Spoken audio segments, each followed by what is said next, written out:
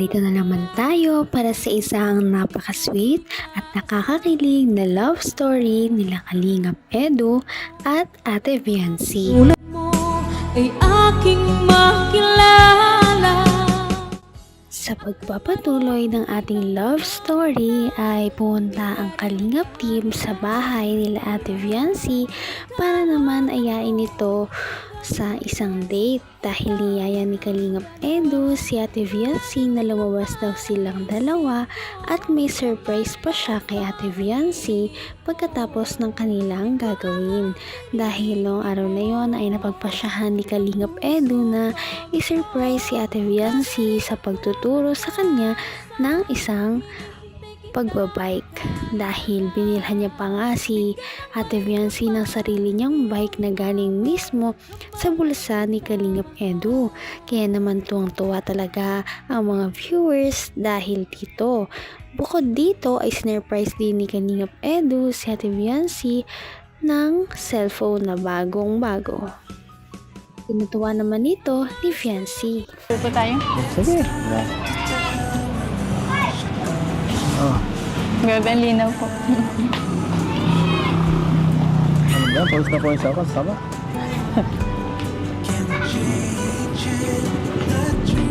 Joke lang. Dito na. Saba. Grabe, ang linaw po. Ha? Hindi po ako sanay. Kitang-kita po yung kapugian niyo.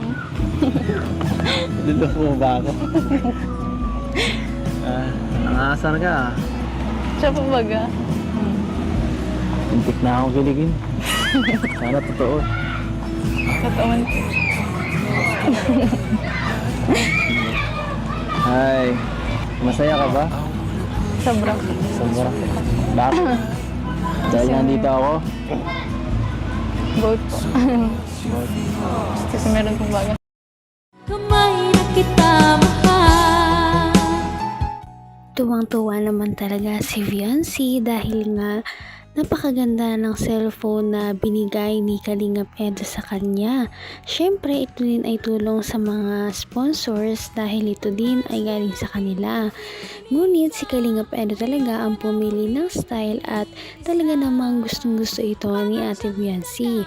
Pasok na pasok ito sa kanyang taste. Kaya naman nagpasalamat din ito kay Kalingap Edu dahil kung hindi dahil sa kanya ay walang mga blessings na nangyayari sa kanya na ganito. Kaya naman grabe talaga ang pagpapasalamat niya. Nakakatuwa nga si Viancy dahil kahit hindi naman ganito ang kanyang mga hinihiling dahil simple lamang na cellphone ay okay na sa kanya. Ngunit dahil sa mahal siya ng kanyang mga supporters ay nakakatanggap siya ng mga mamahaling cellphone talaga. Sobra. Bakit? Dahil nandito ako. Boat po. Kasi meron pong baga sa tatas. Nandiyan din po kayo. Grabe. Tapos, tinuruan niyo po po ako mag-bike. Pero alam ko masaya ka naman kasi nakasama mo na ako kahit walang cellphone, no? Bago po matapos yung vlog ay bibigay ko po yung pinabibigay ni Sir Leo D. Ayan, Sir Leo D, tama. Pinabot niya kay Eds. Bigyan natin kay Viancy. Allowance ni Viancy. So, yun po. Grabe. Yun po ay 10,000 pesos. Grabe. Thank you rin sa bagong cellphone, no? Kay Tita Rexy. Thank you din po kay Tita Rexy. 5, 6, 7, 8, 9, 10. Ayan, Viancy. 10,000 pesos. Thank you po. Hindi po kayo nagsasawa. Grabe. Nabanggit ni Viancy na sobrang happy niya daw noong araw na yon dahil napakarami nilang ginawa ni Kalingap Edu.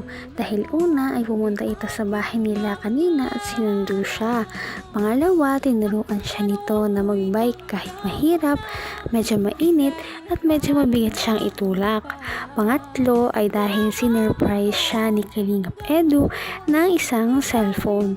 Talagang napakasaya ni Viancy noong araw na yon, ngunit hindi lamang doon nagtatapos ang mga blessings dahil nagpadala na naman sa kanya ang kanyang mga sponsors ng allowance na pera at ito ay nagkakahalagang 10,000 pesos. Napakaswerte naman talaga ni Viancy sa kanyang mga supporters dahil hindi talaga siya magugutom kapag ito ang kanyang mga supporters dahil napakagalante talaga nila magbigay at deserve naman talaga ito ni Viancy dahil napakabuti niyang tao. Tita Rexy. 5, 6, 7, 8, 9, 10. Ayan, Viancy. 10,000 pesos. Thank you po. Hindi po kayo nagsasawa. Grabe si Sir Lady. At syempre si Tita Ping Providos. Tita Ping Shoutout mo Provido. lahat ng mga tumulong sa bahay. Tita Ping Provido po kay Ma'am Ana from Japan, kay Tita Rexy po, Sir Leo D, kay Sir Lito, sa G-Group po, tapos sa mga bumubuo po ng group, mga yung global supporters po. Para po sa Team Kalinga po, nauna po Team Kalinga, kay Kuya Val po, sa inyo po Kuya Ralph, Thank you din. Welcome. kay Ate Jack, kay Ate Edna po, syempre po sa Panginoon. Tapos sa mga K-Boys po, Kalingap Angels, sa mga sponsors po, saka viewers, mga marathoners. Sa lahat mga nagmamarathon ng Saka Uy, grabe. Panghuli talaga. sa inyo po. Napakasaya talaga ni Viancy dahil kahit na simple lamang siyang tao at hindi talaga siya makapaniwala na napakarami na talaga ang nagmamahal sa kanya. Biruin mo yun, linggo-linggo ay iba't ibang mga tao, iba't ibang mga supporters, bago man o hindi, ang nagpapaabot sa kanya ng tulong financially at yung iba naman ay binibigay ang mga bagay na gusto nilang ipaabot kay Ate Viancy. Ganun pa man ay sobrang magpapasalamat niya dahil mayroon siyang mga supporters na ganito ang pagsuporta sa kanya at ganyan talaga siya kamahal. Kaya naman maraming salamat talaga sa kanyang mga sponsors at sana patuloy talaga nila siyang suportahan dahil worth it naman ang kanilang mga pagsuporta dahil napakabait na bata talaga ni Viancy. Pa, iyong iabot kamay.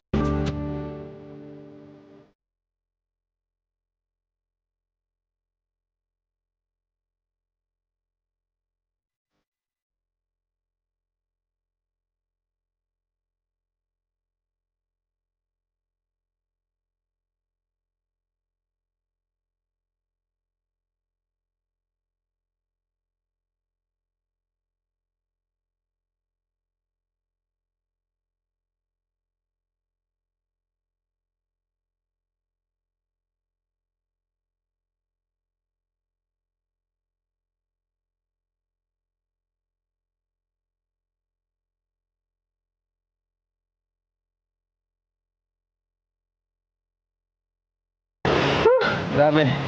Ayos. Kundi na lang. Salamat. Pagod ako dun. Hindi ka rin nag-alinlangan pa. Grabe talaga ang sweetness ng dalawang ito.